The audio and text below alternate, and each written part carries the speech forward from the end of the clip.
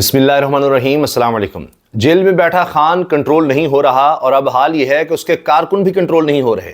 किस तरह से उन्होंने समा बांध दिया है, नए से नए तरीके निकाल रहे हैं एहतजाज के और अपनी टर्म्स पे एहतजाज रिकॉर्ड करवाना चाहते हैं, अपनी टर्म्स पर जलसे करना चाहते हैं।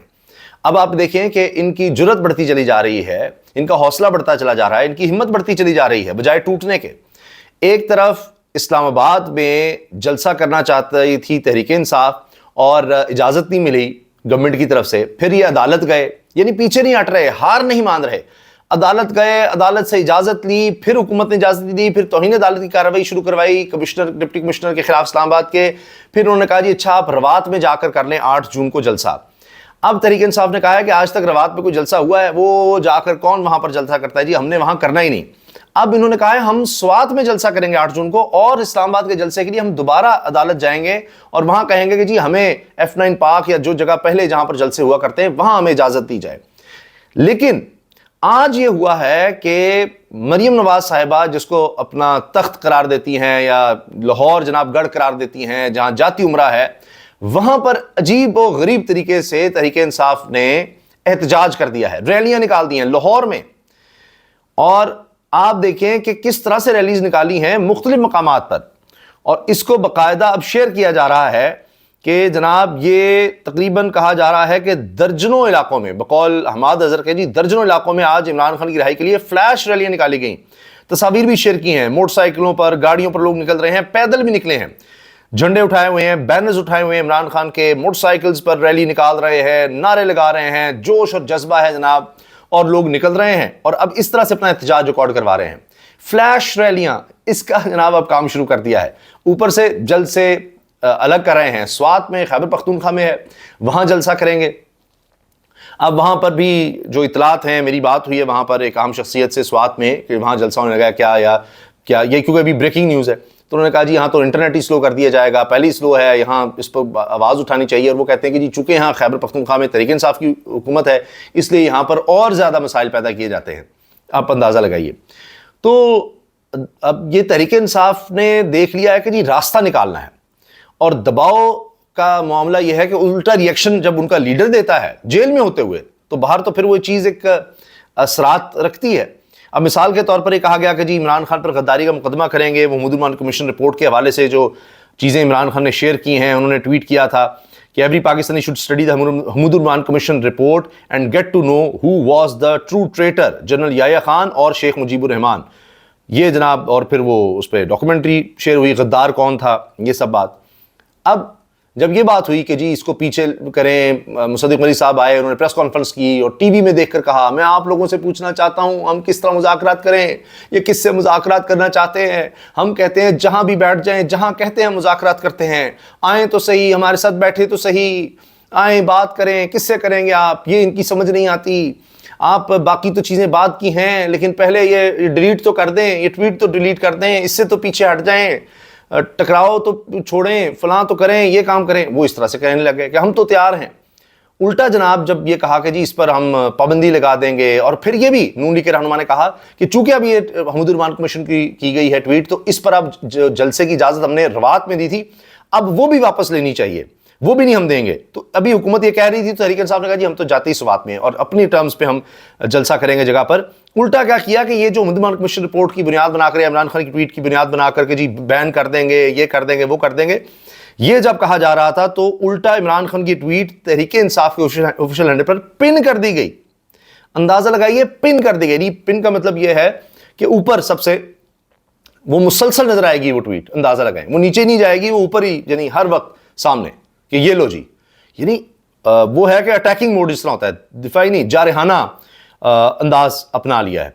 और अब आप ये देखें कि ये जिस तरह से रैलियों का इनेकाद, और ये रेगुलर हो रहा है, फ्लैश रैली का। अच्छा जी आते थे, पकड़ते थे, पुलिस पकड़ लेगी, हम कोई मकाम कहेंगे, कहीं भी होता था जी लिबर्टी में करेंगे या पूरे मुल्क में किसी भी जगह का अनाउंस होता था, पुलिस पहले पहुंची होती थी। किसी घर में भी है तो पुलिस पहुंची होती थी, पुलिस वैन्स, बसें, गिरफ्तार कर लो, कोई मीडिया ना आए उसको पकड़ लो। मीडिया पे तो वैसी पाबंदी थी इनको नहीं कवर करना, सोशल मीडिया आता है, डिजिटल मीडिया आता है, उसको पकड़ लो, उनके लोगों को पकड़ लो, ये सब होता था।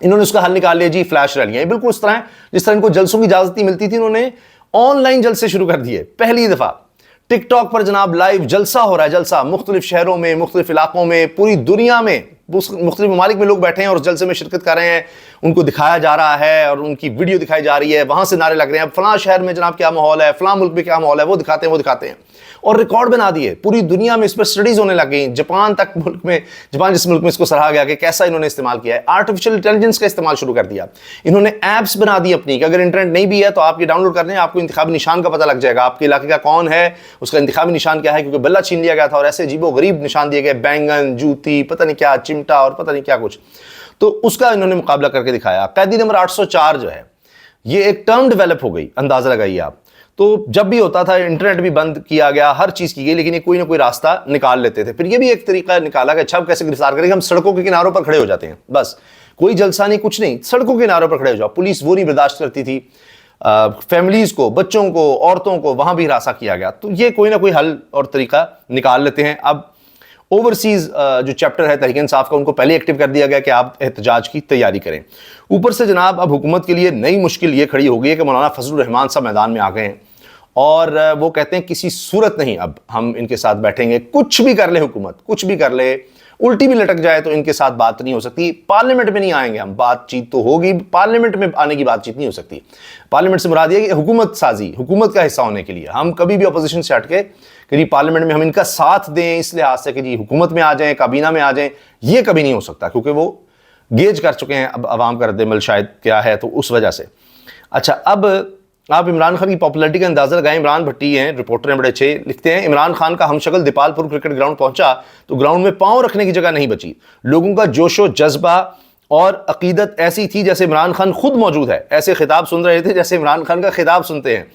یہ تو خان کے ہم شکل کے دیدار کے لیے صورتحال تھی، اس دن کا کیا منظر ہوگا جب عمران خان خود باہر آئے گا۔ شاید خان کے مخالفین بھی یہ بخوبی جانتے ہیں سارا کیا کرایا خاک میں مل جائے گا، اس لیے عمران خان کو اندر رکھا ہوا ہے، مگر اندر رکھ کے بھی جناب وہ دیکھ لیجئے اسی طرح احتجاج، ریلیز، کوئی نہ کوئی طریقہ وہ نکال رہے ہیں۔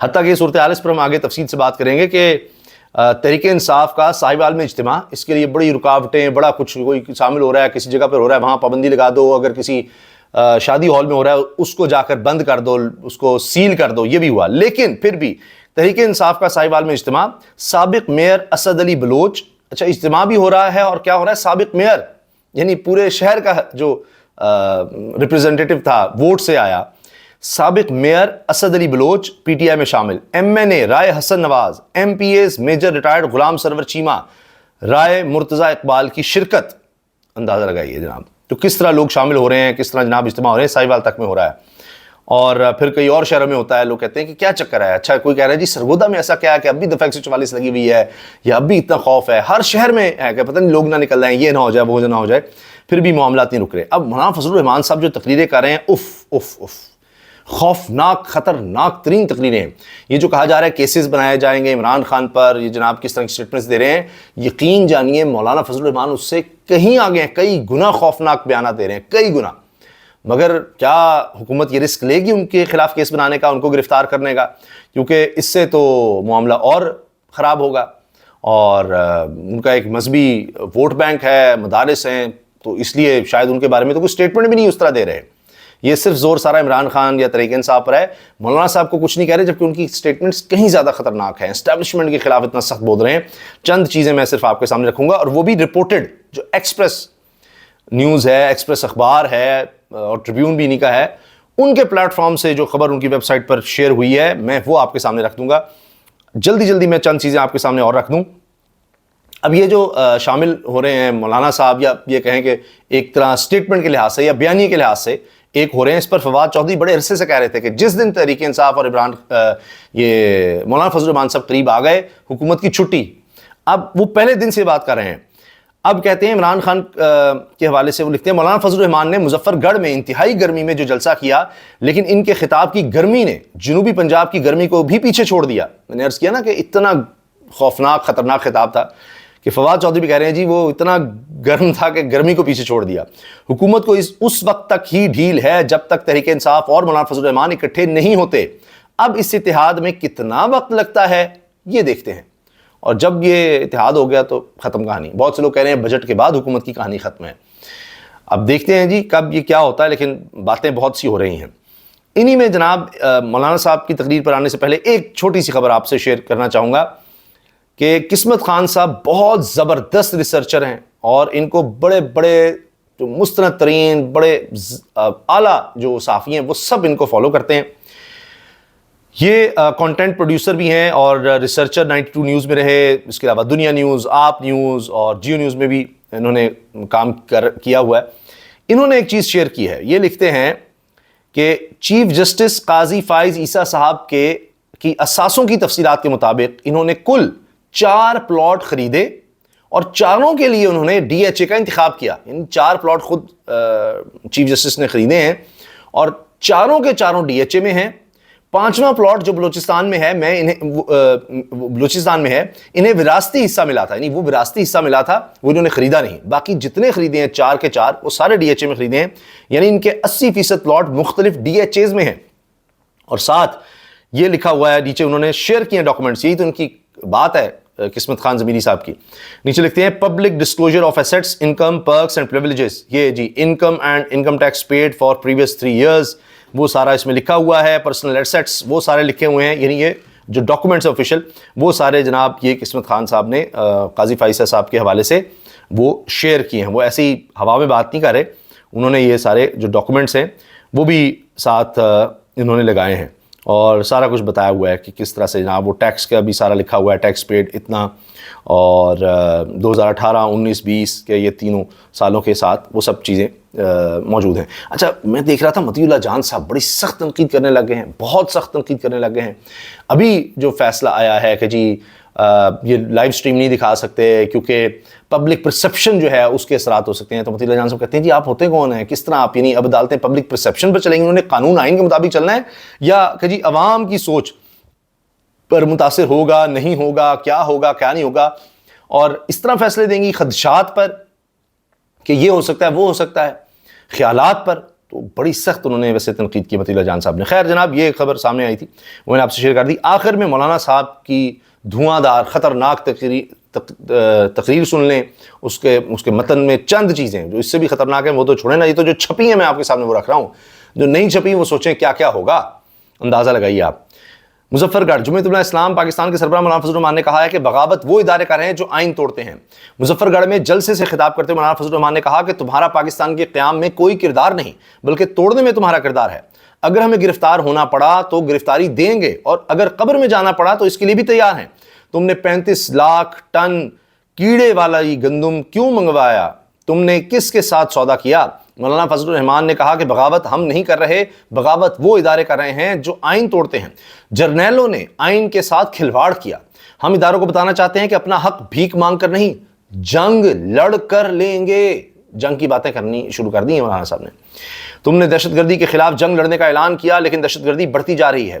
سربراہ جے یو آئی نے کہا کہ اگر دہشت گردی سرحدوں سے ہو رہی ہے تو پھر تم سرحدوں پر کہاں کھڑے ہو؟ تم نے 20 سال میں قبائل کو تباہ و برباد کر دیا۔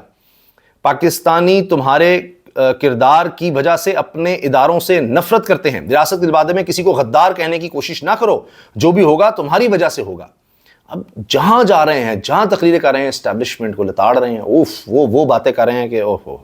اچھا، پھر مولانا صاحب کہہ رہے ہیں کہ جناب آگے وہ مزید تنقید کر رہے ہیں اداروں پر کہ امن و امان تباہ ہو رہا ہے، اور کے پی اور بلوچستان کے لوگ شدید بدامنی کا شکار ہیں۔ میں جانتا ہوں کہ خیبر پختونخوا میں اداروں کی رٹ ختم ہو چکی ہے۔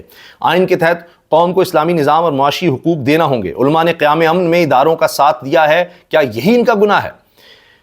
4تھ شیڈول ہمارا راستہ روک نہیں سکتا، یہ جذبہ اب بڑھتا جائے گا، رکے گا نہیں۔ 7 ستمبر کو ختم نبوت گولڈن جوبلی کے موقع پر مینار پاکستان پر یوم الفتح منائیں گے۔ امید ہے کہ عدالت عظمیٰ قادیانیت پر اپنے فیصلے کے ذریعے قوم کو شعار دستور پر جمع ہونے کا موقع نہیں دے گی۔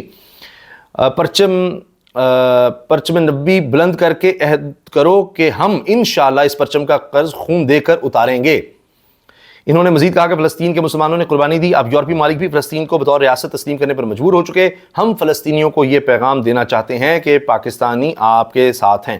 انہوں نے یہ بھی کہا کہ جی اگر افغانستان کے لوگ امریکہ کو نکال سکتے ہیں تو ہم اس کے دباؤ میں کیوں رہے ہیں، ہم کیا کچھ نہیں کر سکتے، یہ باتیں آپ کر رہے ہیں۔ یعنی پورا ایک شیڈول ہے جلسوں کا، ابھی انہوں نے آگے بھی جانا ہے، اور مسلسل وہی باتیں کر رہے ہیں یہ اس طرح رپورٹ نہیں ہو رہی، اس طرح بتائی نہیں جا رہی، کیونکہ ظاہر ہے کہ عمران خان ہر طرح تحریک انصاف، ان کی چیزیں ہائی لائٹ ہوتی ہیں، سب باتیں، انٹرنیشنل پرسپیکٹو بنتا ہے، لوکل بھی، وہ سارا زور. ورنہ میں آپ سے عرض کر رہا ہوں کہ مولانا فضل الرحمان صاحب جو سٹیٹمنٹس دے رہے ہیں تحریک انصاف اس کے قریب بھی نہیں ہیں. وہ براہ راست جناب اداروں پر نام لے لے کر اور دیگر وہ کہیں آگے ہیں اس وقت. اس طرح جو بھی آپ کہیں، اس کو حملہ کہیں یا خطرناک باتیں کہیں، سٹیٹمنٹ کہیں، الزامات کہیں، جو بھی ہے وہ کہیں تحریک انصاف سے، عمران خان صاحب سے کہیں آگے جا کر بات کریں. اجازت دیجیے، اللہ حافظ.